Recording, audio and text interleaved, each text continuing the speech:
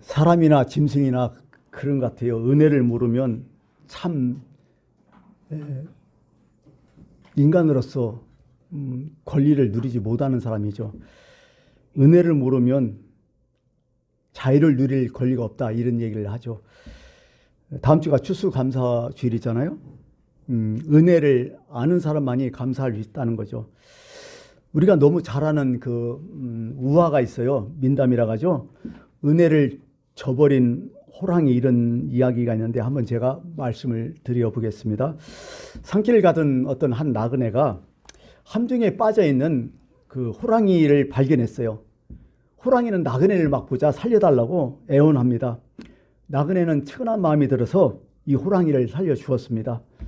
그렇게 구세일생으로 살아난 호랑이가 한숨 돌리더니 한다는 말이, 나를 살려준 것은 고마운데 내가 지금 배가 엄청 고프니까 내가 너를 좀 잡아 먹어야 되겠다, 이렇게 얘기합니다.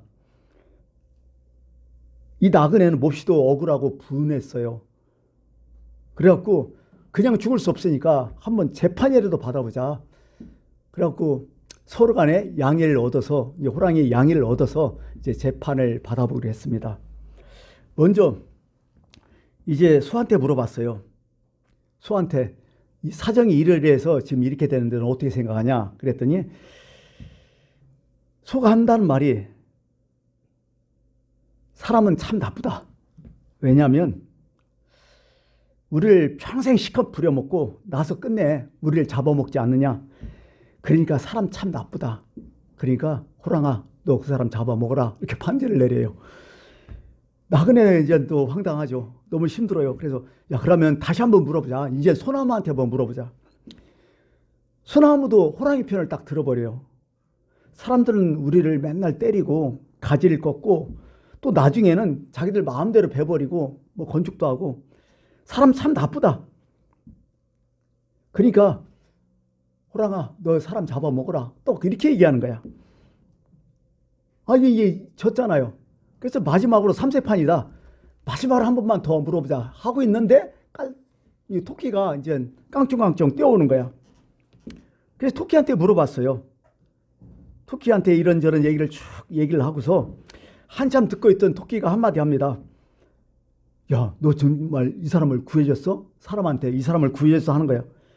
그러면서 그랬다. 그럼 호랑이는 어떤 처지에 있었다고? 지금 내가 구덩이에 갇혔다, 뭐 이렇게 얘기해. 못 묻겠다. 어떻게 거기 구덩이에 갇히냐? 나 못 묻겠으니까 한번 그 현장에 가보자. 현장 검증을 간 거죠. 그래가지고 토끼가 한마디 하니까, 호랑아, 네가 어디에 갇혔다는 거야 도대체? 그랬더니 여기라고. 한번 해보라고. 그랬더니 호랑이가 구덩이에 내려가는 거죠. 이 호랑이는 꼼짝없이 구덩이에 갇혔던 거죠. 그러면서 토끼가 한마디 딱 합니다. 너는 거기서 좀 고생 좀 하겠다. 왜냐하면 너처럼 은혜를 모르는 호랑이는 죽어도 싸다. 이렇게 하고서 토끼와 나그네는 사라졌다는 얘기입니다. 이게 이제 우리나라 민담에 나오는 거죠. 은혜를 모르는 사람은 이렇다는 거죠. 살 자격이 없다는 거죠. 어떻게 보면 성경은 그래요. 은혜를 모르는 사람들은 자유를 누리지 못한다는 거야. 이 사람은 자유가 없다는 거야. 자유를 누릴 생각을 하지 말라는 거죠. 링컨 대통령이 그런 얘기를 했어요. 이 자유도 서로 다르다. 자, 이거죠. 목자는 양의 목을 물고 가는 이리를 쫓아버린다. 양은 자기 생명을 구해줬다고 목자를 해방자라고, 은인이라고 생각한다. 그러나 이리는 뭐라고 생각하냐? 내 먹을 것을 빼앗아갔다고 생각한다. 양과 이리가 갖고 있는 자유가 서로 다르다. 어떻게 보면 사람마다 자유가 서로 다른 것 같아요. 자유가 무엇이냐? 루즈벨트 대통령이 그런 얘기하죠. 1941년 1월 달에 연두 규시라고 하죠. 어떤 본인의 정치 철학을 얘기하는 거죠. 정치 철학과 국정방을 얘기하면서 나는 4가지 자유를 원한다. 첫 번째 언론의 자유, 두 번째 신앙의 자유, 세 번째 궁핍부터 자라난 경제적 자유, 네 번째 공포로부터 보호받을 정치적 자유를 원한다. 이런 얘기를 하는 거죠. 이게 자유도요, 그냥 뭉뚱그려서 자유가 아니라 그 깊숙이 들어가면 상당히 많은 자유, 너무나 자세한 자유, 사람마다 요구하는 자유가 다 다르다는 거죠. 자유의 반대가 뭐죠? 속박당한다, 갇힌다, 이런 뜻이 아니에요? 보통 종이 된다, 노예가 된다, 이런 얘기를 하는 건데, 종과 노예도 종류가 많잖아요. 우선 법적인 노예가 많아요. 정치적인 노예라고 하죠. 사회적인 노예들. 꼼짝없어요. 이것 때문에. 어떤 신분차별의 노예가 있다는 거죠. 이런 노예들도 있고 지금도 있죠. 경제적인 노예가 있어요. 지금도. 그 경제 문제 때문에 꼼짝없이 노예로 사는 사람 많아요. 지금도. 두 번째는 도덕적인 노예가 있어요. 이것저것 없어도 자기 양심, 나쁜 짓 하면 힘들잖아요. 괴롭잖아요. 특히 누구하고 하면 바싹 막 엄청나게 왼수처럼 싸워봐요. 그 사람 다시 못 봐요. 그 사람 멀리 있으면요 돌아가요. 이미 노예가 된 거죠. 어떻게 보면. 또 세 번째는 어떤 노예가 있냐. 율법의 노예가 있다고 나와요. 이게 뭐냐면요. 율법은 법이잖아요. 법을 어긴 자는 이것도 노예가 돼요. 내가 범죄를 했어요. 그래갖고 걸렸는데 어떻게 돼요? 안 잡히려고 도망다니는 사람 많잖아요. 또 특히 내가 이제 차를 끌고 가다가 법칙금을 위반해서 법칙금이 딱 나왔어요. 그거 안 갚을 수 있어요? 그거 나올 때마다 스트레스잖아요. 안 갚을 수 없으니까. 거기에 노예가 되는 거예요. 안 되잖아요. 그것도 사실 노예라고요. 이 율법이라는 건 법이잖아. 법의 노예가 또 있다는 거죠. 근데 요 묘한 노예가 하나 또 있어요. 사랑의 노예가 있다는 거죠. 여러분 그런 얘기 들었죠? 누굴 사랑함으로써 그 사람의 노예가 돼버려. 스스로 내가 노예가 돼버린 노예가 또 있다는 거죠. 이런 노예가 있다는 거죠. 여러분 노예로 산다면 어떤 노예로 살고 싶어요? 성경은 그렇게 얘기해요. 스스로 된 노예는 그게 진정한 자유라고. 묘한 얘기를 하죠. 내가 누구를 사랑해서 스스로 된 노예는 그게 진정한 자유를 얻는 길이라고. 바로 그런 얘기를 쭉 하고 있는 거죠. 성경은. 이게 최고의 노예, 진정한 자유는 뭐냐? 그건 사랑이었다고 성경은 얘기해요. 그래서 이런 얘기하죠. 남을 사랑한 자는 율법을 다 이루었다고. 율법 몰라도 된다. 사랑하면 율법이 이미 다 이루어진 거다. 율법 다 지킨 거다. 이런 얘기고 또 예수님 뭐라면 이 두 계명이 온 율법과 선지자의 강령이라. 율법과 선지자는 뭐 성경을 얘기하죠. 구약 성경 그 당시에. 강령은 뭐예요? 사랑이 바로 성경의 내용이다. 이런 얘기하죠. 그러니까 어떻게 보면 누가 가장 자유로운 사람이냐? 하나님과 이웃을 사랑할 수 있는 사람이 가장 자유롭다는 거야. 이런 마음으로 사는 사람 진짜 가장 자유롭다는 거죠. 여러분 어떻게 살고 있습니까? 여러분은 얼만큼 자유를 얻고 있습니까? 이게 오늘 우리의 문제겠죠. 그 기독교에도 윤리가 있죠. 보통 일반 윤리, 기독교 윤리 나오는데 기독교 윤리는 좀 달라요. 은총적 윤리라고 그런 얘기를 하는데 좀 이게 설명하면 좀 그런 거예요. 기독교 윤리가 은총적 윤리다. 좀 이해가 어려울 건데 가령 사랑의 문제 한번 놓고 사랑 얘기했으니까 사랑의 문제를 놓고 딱 따져보면요. 사랑은 참 귀한 것이다. 고귀한 것이다. 사랑은 정말 뭐 이 세상의 최고다. 이렇게 얘기하면 이건 철학이에요. 철학에서는 사랑을 논하잖아요. 이렇게 아름답게. 이건 철학이에요. 그리고 사랑을 반드시 실천해야 된다. 이것은 율법이에요. 근데 은총적 윤리라는 뭐냐면 하나님께서 나를 사랑하셨다. 이게 은총적 윤리라는 거야. 좀 다르죠, 뭔가. 하나님은 오늘도 나를 사랑하십니다. 여러분을 사랑하십니다.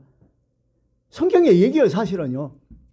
성경의 얘기이고 또 성경은 이거에 대해서 늘 어떻게 해요? 증거를 보내주는데 그게 바로 십자가와 부활이고, 그죠? 얼마만큼?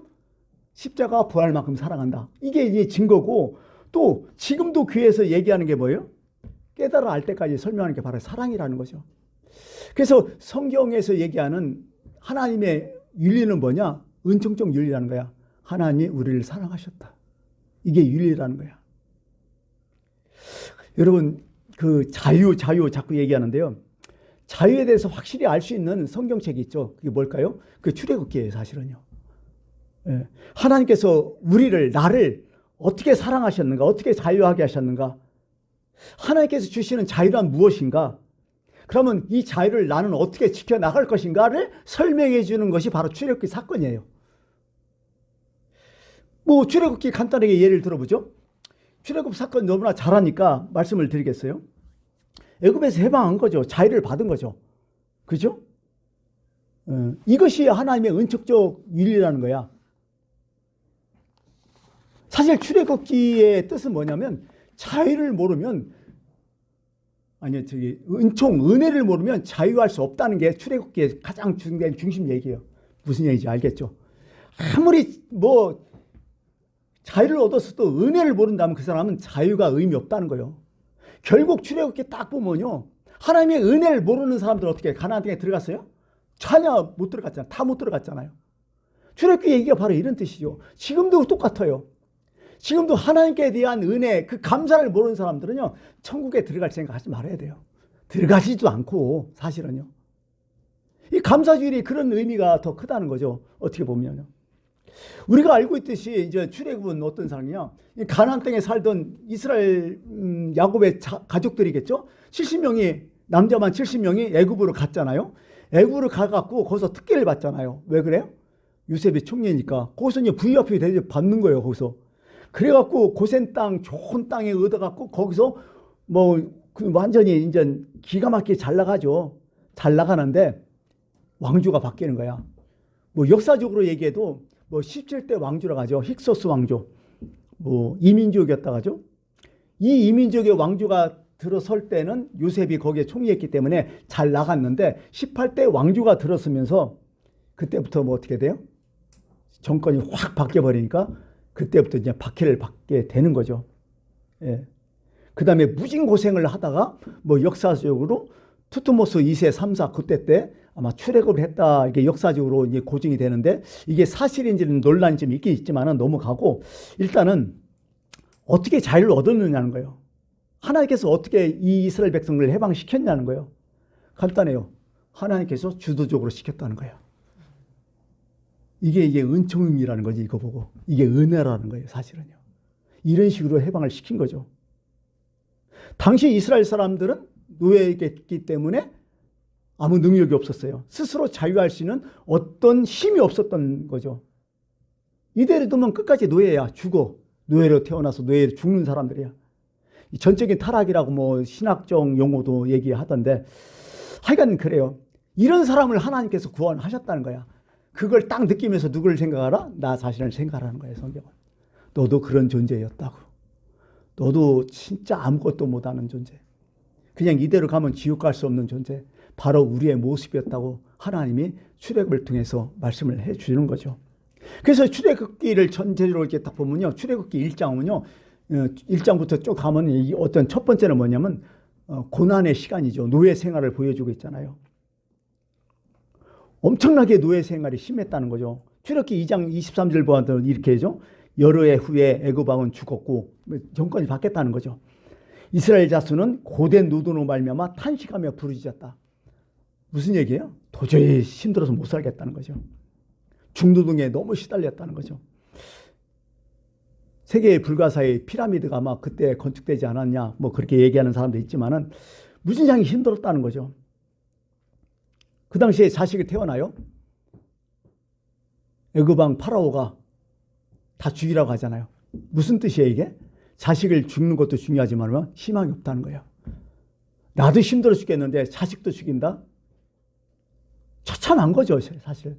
나는 힘들어도 자식은 살아남으면 견딜만 해요. 근데 그거조차 없던 시대.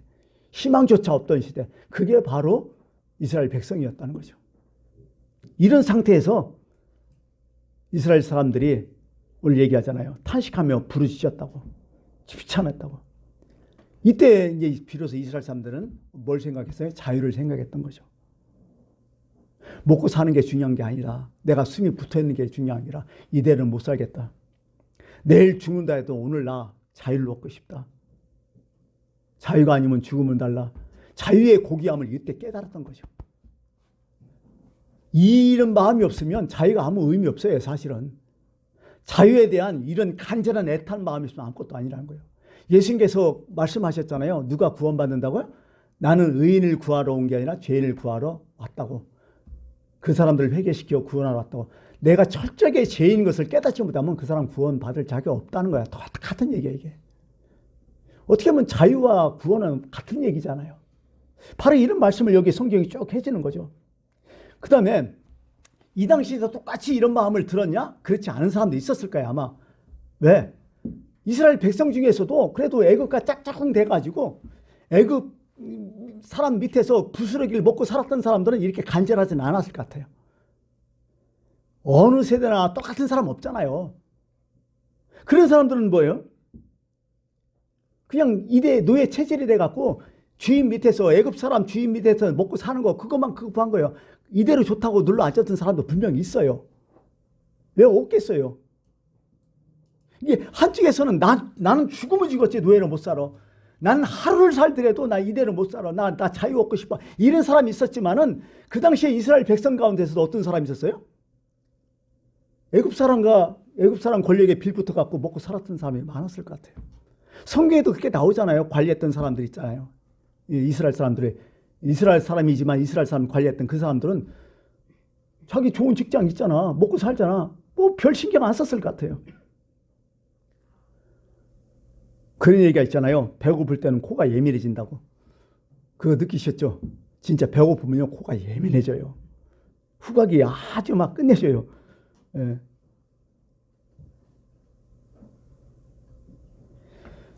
사실 사람마다 다 달라요. 그래서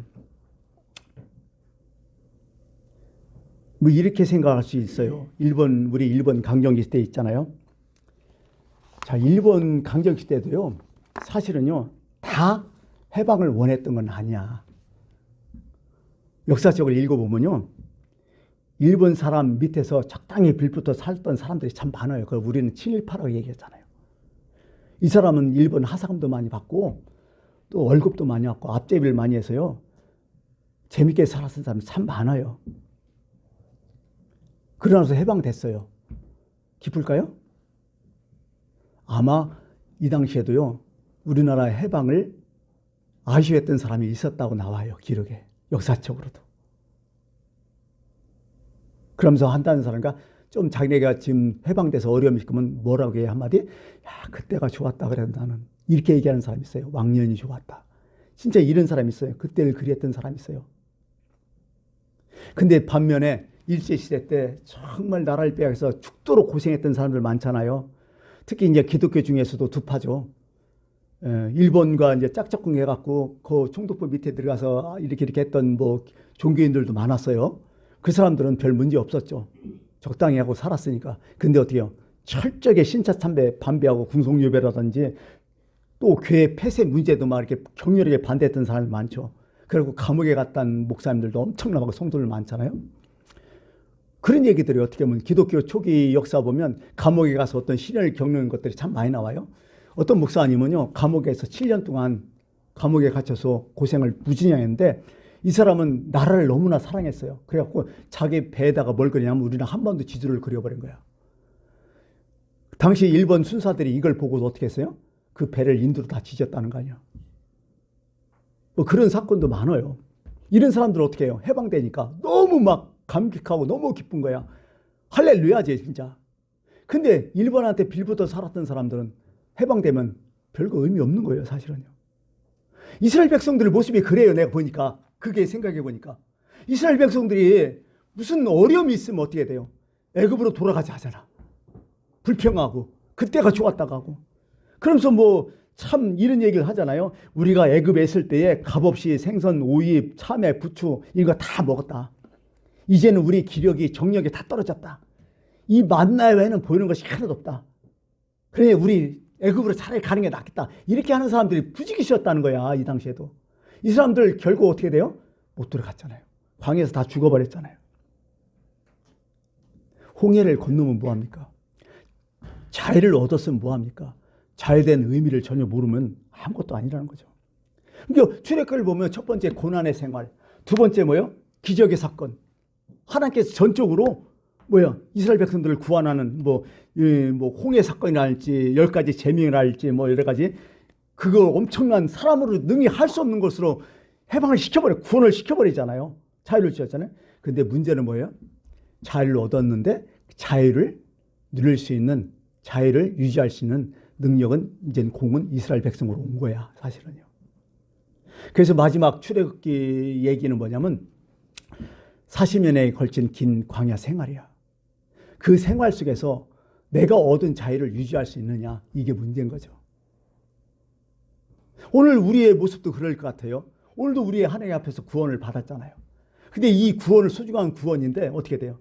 내가 이것을 아직도 유지할 수 있느냐가 우리의 관건이라는 거지. 지금 우리는 그런 과정에 지금 살고 있다는 거죠.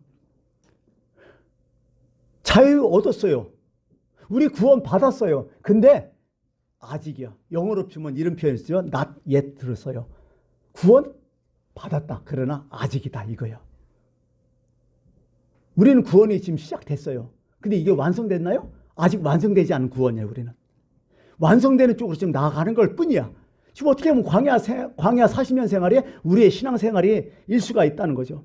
근데 이 광야 40년 생활을 잘 버틸 수 있는 하나의 묘수가 있다는 거예요. 성경은. 그게 뭐예요? 오늘 제목이에요. 너희가 애굽에서 종되었던 것을 기억하라는 거예요. 유고 없으면 못 견딘다는 거예요. 뭐 갖고 우리가 견디겠어요?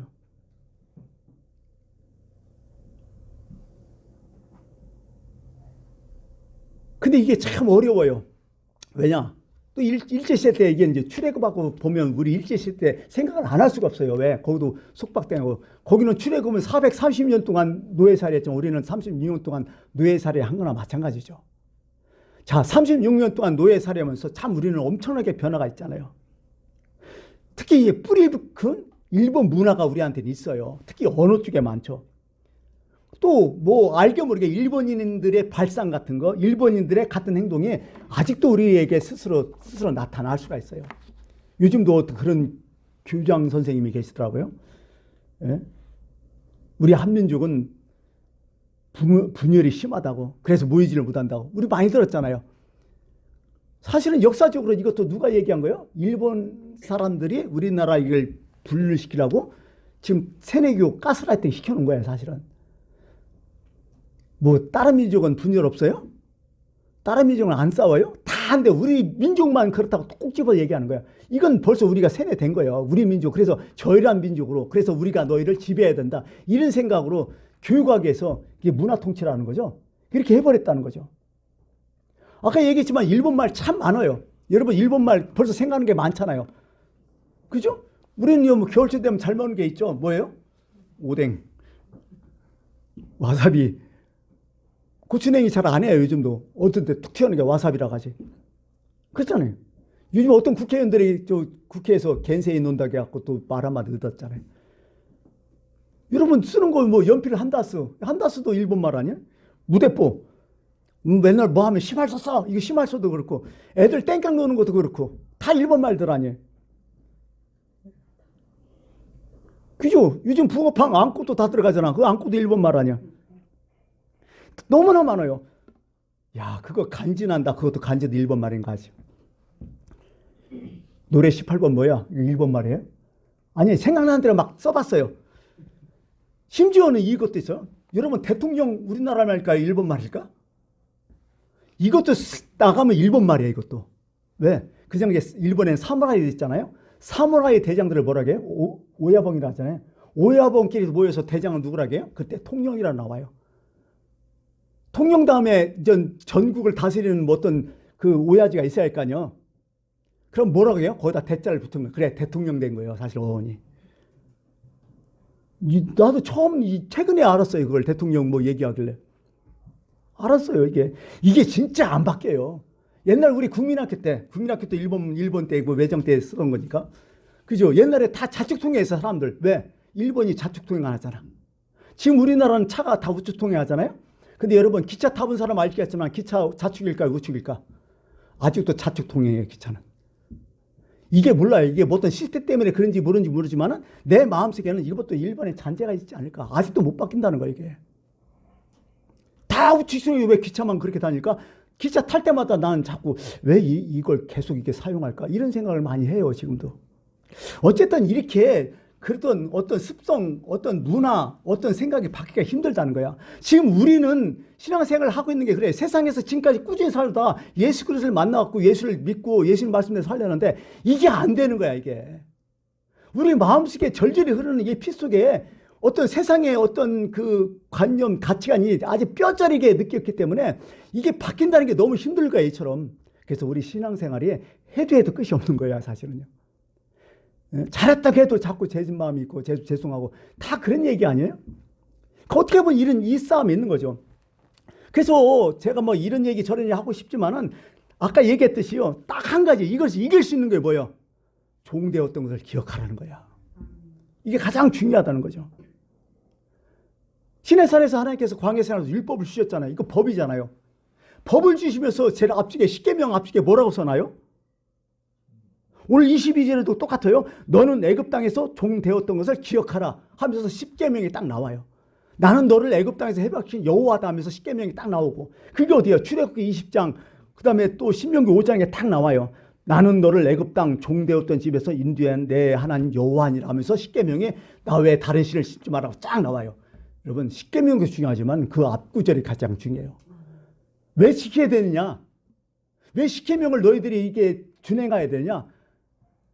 너희들이 종되었던 곳, 내가 은혜로 너희들을 구했다.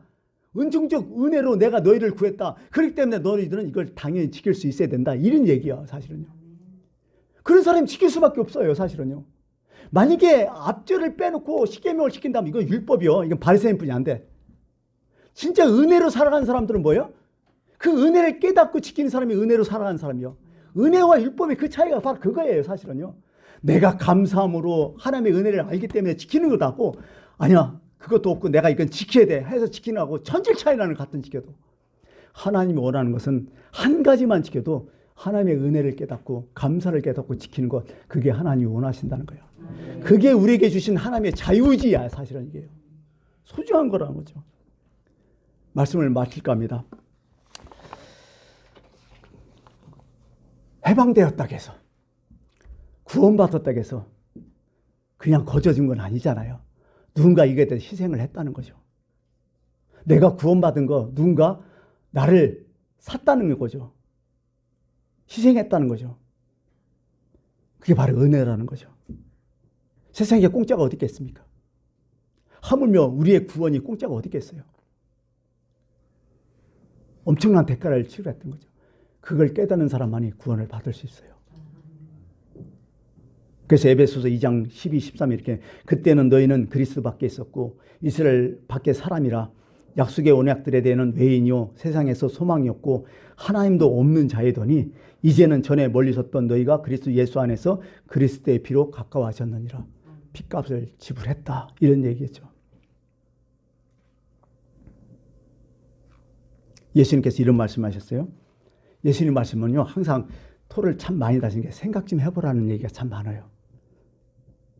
생각해보라는 것은 무슨 뜻일까요? 이성적으로, 논리적으로, 합리적으로 좀 생각 좀 하라는 거예요. 감정적으로 믿지 말라는 거예요. 감정으로 믿었다면 이성으로 좀 돌아오라는 거예요. 그럼 성경에 이런 말씀 있잖아요. 너희가 어찌 의복을 위하여 염려하느냐? 들의 백합화가 어떻게 자라는가 생각하여 보라. 조금만 생각하면 알 거 아니냐. 이 자연 마무리 어떻게 자라나고 지금 크잖아, 다요. 생각 좀 해보라. 수고도 아니하고 길쌈도 아니하느니라. 이런 얘기를 해요. 그러면서 또 이런 말이 하물며 이런 뜻을 많이 해요. 오늘 있다가 내일 아궁에 던져진 들불도 하나님이 이렇게 입히시거든. 생각 좀 해봐라. 하물며 너일까 보냐. 합리적으로 좀 생각 좀 해봐라. 너희가 아무리 악한 자라도 좋은 것으로 자식에게 줄 알거든. 하물며 하늘에 계신 너희 아버지께서 구하는 자에게 가장 좋은 거로 주시지 않겠느냐. 생각 좀 해봐라 좀. 기도할 때도 하물며 하나님께 그 밤낮 그렇게 자신의 마음을 부르짖는 사람에게 그 원한을 풀어주지 않겠느냐. 하물며. 합리적으로 이성적으로 생각 좀 해봐라. 이런 얘기가 참 많아요. 감사는 바로 그런 거예요. 이성적인 거예요. 감정이 아니에요. 내가 내 삶을 논리적으로 합리적으로 한번 생각 좀 해봐요. 거기서 감사가 나와야 돼요. 진짜 근거 자료가 있어야 돼요. 심지어 예배도요, 합리적인 예배를 원해요. 너희 몸을 하나님이 기뻐하시는 산제사로 드리라. 이는 너희의 드릴 영적 예배니라. 이런 얘기예요. 하나님이 기뻐하시는 산 제사로 드리라. 영적 예배라. 뭐라게? 로기코스로 나와요. 이성적인 예배예요. 합리적인 예배가 바로 이런 예배예요. 영적이 바로 합리적인 예배로 나와요. 거기는. 그래서 오늘 말씀도 쭉 이제 우리가 이해했잖아요. 17 너는 객이나 고와 송사를 억울하게 하지 말며 갑의 옷을 저당 잡지 말고 막 이렇게 쭉 나오잖아요. 뭐예요? 너도 애굽에서 그렇게 있지 않느냐. 지금 너희가 구원받아서 자유를 얻었는데 또 그런 짓을 다른 사람에게 할 수 있겠느냐? 하지 말으라는 거예요. 이성적으로, 논리적으로 네가 그렇게 당했고 네가 억울한 일을 당했고 네가 그렇게 고통했는데 지금 너는 또 다른 사람 그렇게 할 수가 있느냐? 그러지 말라는 거예요. 그 얘기를 쭉 하면서 너는 평생 살면서 너희가 애굽에서 종되었던 것을 기억하라. 너희가 죽을 수밖에 없는 죄인, 지옥에 갈 수밖에 없는 사람인 것을 기억하라. 거기서 우리의 삶이 시작된다. 거기야 자유를 지키고 그래야 구원을 유지할 수 있다. 이 말씀을 했었던 거죠. 오늘 여기까지 하겠습니다.